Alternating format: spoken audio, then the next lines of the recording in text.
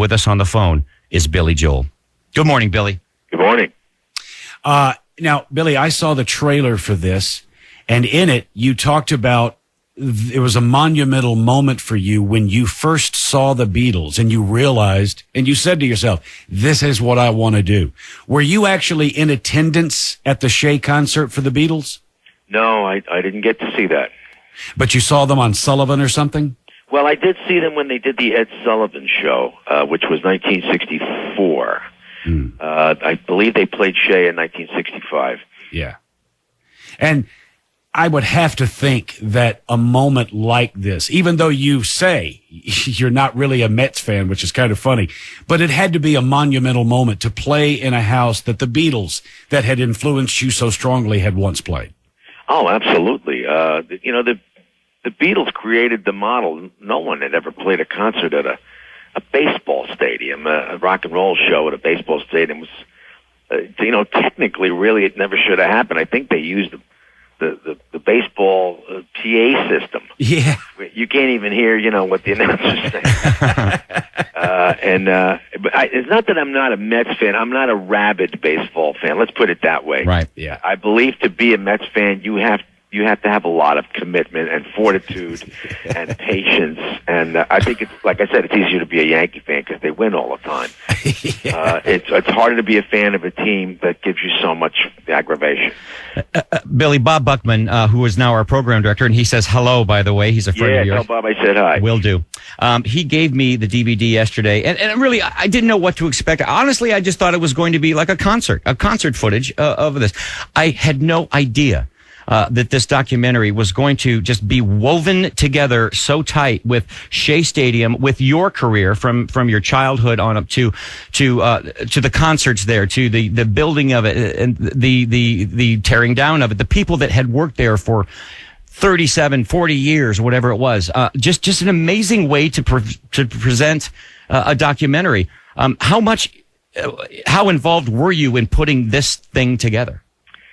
Well, we knew we were going to film the show. We just wanted to have it originally just for archival purposes. It turned into a whole other thing. I don't like concert films. As a matter of fact, the whole term concert film is a contradiction in terms. It's true. It's neither a concert and it's not a movie. It's just some guys playing up on a screen. I'd rather be at the concert, to tell you the truth. I get bored to death at concert films. Mm-hmm. On the other hand, if you say documentary, a lot of people fall asleep. Mm. So, yeah, it's like jumbo shrimp. How do we do this? Concert film. It's sort of like live album. Right. Same thing.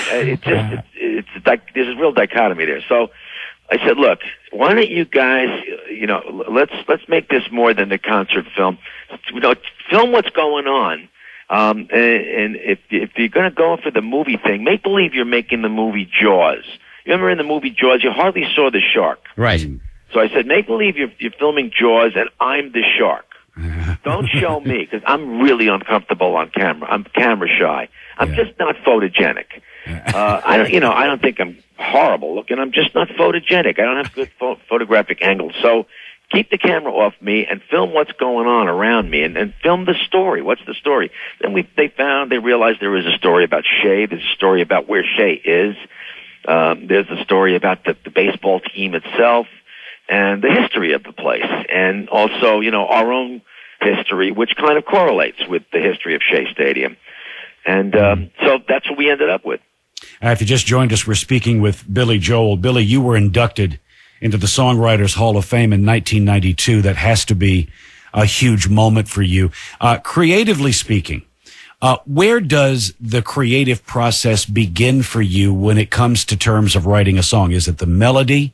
Is it the story? It's usually the music, which is really the backwards way of songwriting. Traditionally, songwriting is when someone takes a poem or a lyric and sets it to music. I watched Elton work, and Elton does it that way. He has lyrics, which usually they come from Bernie Taupin. He'll email or used to fax lyrics to Elton, and Elton would sit down and read the lyrics and then start playing a melody to go along with the words. I do exactly the opposite. I come up with an idea for music first. I come up with some chords and a melody and an idea of a rhythm, and then I have to fit words on top of that.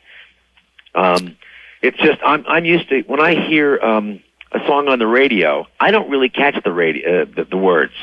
Right. Rarely, especially in rock and roll. Nobody pronounces like opera singers. Everybody's kind of trying to sound like that, wait, with that, that kind of thing. Uh-huh. I remember trying to figure out words to songs when I was in a band when I was a kid, trying to figure out Rolling Stones words. We'd have to keep going back, and then we'd make up our own dirty words, of course, because we thought ours were better. But that's how I write songs. I write the same way I would hear records in the old days. First I heard the music, and if I liked the music enough, then I listened to dug out what the words were. That's how I write.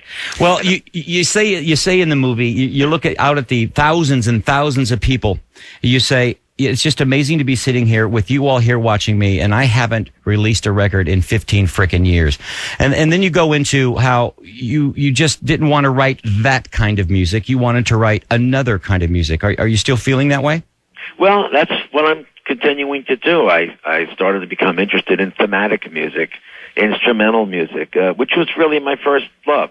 Before there was even a rock and roll, I was hearing classical music or jazz. Instrumental music, which I really kind of understood. I am a musician. I don't need words to understand what music is meaning, to get the emotional code or the mood of a piece. But the songwriting, you do have to translate your own music into lyric, and that's a process, and there's a technique to it.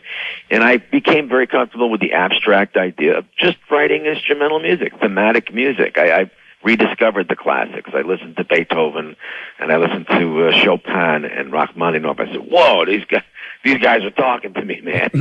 And not that I'm ever going to be anything like that, but that's what I like to do. So I don't write songs anymore. I'm not going to stop myself from writing songs, but I dream this stuff all the time. Every night, well, not every night, but a lot of nights, I dream music. I dream entire symphonies sometimes. Now, Billy, this is a moment of urban myth. Would like to know if it's true. You were in the process of writing a song. You happened to be sitting in an Italian restaurant. This is how the urban legend goes. And you were struggling with how to begin the song, though you had the story. Yes. And the waiter approaches you and says, "Bottle of red, bottle of white." That's true. I already had the middle part of that piece, which was the ballad of Brenda and Eddie. Yep. I wrote a song about Brenda and Eddie was still going steady. Okay, so now, I need something else. I need a beginning, and I need another section, and how do I start this thing? How do I set the mood? Uh-huh. And I'm sitting in a restaurant. I've got my notebook with me. I do this a lot. Sometimes if I'm stuck for an idea, I'll go someplace, and I'll try to look like a songwriter. And then the waiters are looking at me going, "Hey, he's writing a song." And the other people in the restaurant are, "He's writing a song." Right. And then I think to myself, "That's right, I'm writing a song." Jump-starting the process. The waiter came over and he goes, "Would you like a bottle of white, a bottle of red?" And I went, "Thank you." Wow, aren't you glad he didn't say, "Did you want fries with that?" Yeah, I am. Out of interest, Billy, what do you remember the restaurant? Yes, it was on Mulberry Street in Manhattan. I believe it was a place called Il Cortile. Il Cortile. I think it's still there. It's still there. Interesting. It's kind of a mafia hangout. Love to talk about, this is just an incredible piece, this work, this movie. I've never seen anything done the way this has been done. And the icing on the cake, you just can't get a better climax than Paul McCartney. And we had read the stories when it happened, the news were saying, was he going to show? Was he not going to show? Could he make it there in time? He wanted to do this last show at Shea.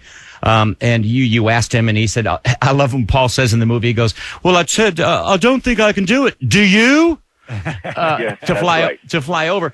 Did you know at the beginning of that night's show whether or not he was going to be there? No, I assumed that he would not. As a matter of fact, the day of that show, I was driving to Shea, and I got a call on my cell phone, and I hear this, "Hello, it's Paul." And I'm thinking Paul Reiser, Paul Simon. Paul Reiser. Thinking of the Pauls I know. Last thing in my mind is that Paul McCartney's calling me on my cell phone. I mean, I know Paul. Right. And he's been a friend for a long time, but I just didn't think of him calling me on my cell phone. He goes, well, look, I'd love to come to the show, but I'm leaving on a flight tonight from London. I don't know if I can make it there because my flight lands pretty late, but just wanted you to know I was going to try to do it. And I said, oh, thanks, man. Just I was grateful that he even considered doing it. And I figured that was that. And as I'm on stage during the show, I completely forgot that this was even going to be considered. And my tour manager runs up on stage. This is just about at the end of the show. Right. Like the last third of the show. And he goes, the Eagle has landed. Yeah. And I got it. I went, oh, my God, he landed. But now here's the problem. He landed at JFK, which is all the way on the south shore of Long Island. He's got to get across island to Shea Stadium, which is on the north shore, which is a mess. There's no way he's going to be able to do it. So they had vectored his flight to come in before it was even scheduled. They rushed him through customs and immigration. They put him in a plane. There was a whole bunch of police escorts going with him. They got him from JFK to Shea Stadium in 11 minutes. Wow. Which is impossible. I mean, even in a helicopter, you can't do that. Somehow he got there, and he's walking onto the stage, tuning his Hofner bass, his original Hofner bass, with a butter knife. Wow. He hadn't even had a chance to, tune with us or warm up or even know what the sound was going to be like. Real professional, man. The guy walks right on stage. Ladies and gentlemen, Paul McCartney. And we just wigged out. Right. Oh, my God. This is, such karma here. You talked about it in the movie, but you say you all just wigged out, and you did. The backup singers, the horn players, the sax player, the drummer. All of a sudden, the demeanor changes to, oh, my God, I'm playing with Paul McCartney. Yep. We were in some kind of time warp, as if we were, going back to 1965. It was such poetic beauty about the whole thing.